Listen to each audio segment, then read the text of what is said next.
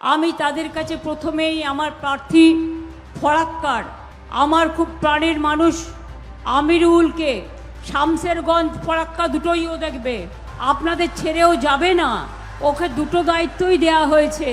কাজেই আমিরুলকে ফরাক্কা বিধানসভা কেন্দ্রে দাঁড় করিয়েছি।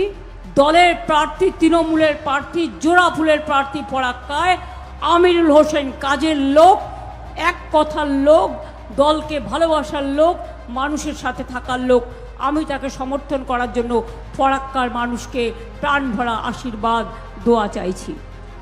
আমি শামসেরগঞ্জের প্রার্থী নূর আলম ভাইকে আপনাদের সবার জন্য, সবার থেকে শামসেরগঞ্জের জন্য আশীর্বাদ, শুভেচ্ছা, দোয়া চাইছি।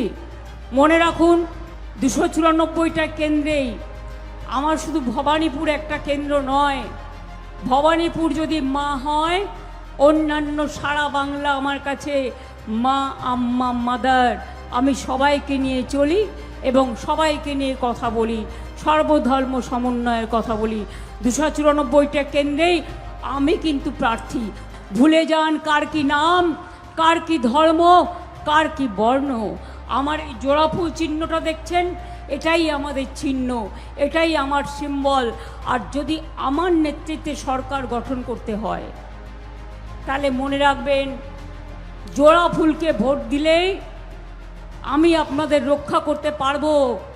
আর জোড়া ফুলকে ভোট না দিলে এই বিজেপির শয়তানরা বাংলাটাকে দখল করবে, আর মুর্শিদাবাদকে দখল করবে, মালদাকে দখল করবে, উত্তরবঙ্গকে দখল করে বাংলা থেকে বাদ দিয়ে দেবে। নানা রকম চক্রান্ত, ষড়যন্ত্র চলছে। 4 তারিখে আসছে দিন কাউন্টিং, আর 23 তারিখে আপনাদের ভোট। 23 তারিখে এমন করে ভোট দিন আর কাউন্টিংয়ে দেখে নিন, আপনাদের নাম কাটার বদলা নিন, এসআইআর করার বদলা নিন, আপনাদের উপর অত্যাচার করার বদলা নিন, অসম্মান করার বদলা নিন। 4 তারিখে কাউন্টিং তো 1, 2, 3, 4 বিজেপির হবে হার, 1, 2, 3, 4 তৃণমূল পড়বে জয়ের হার।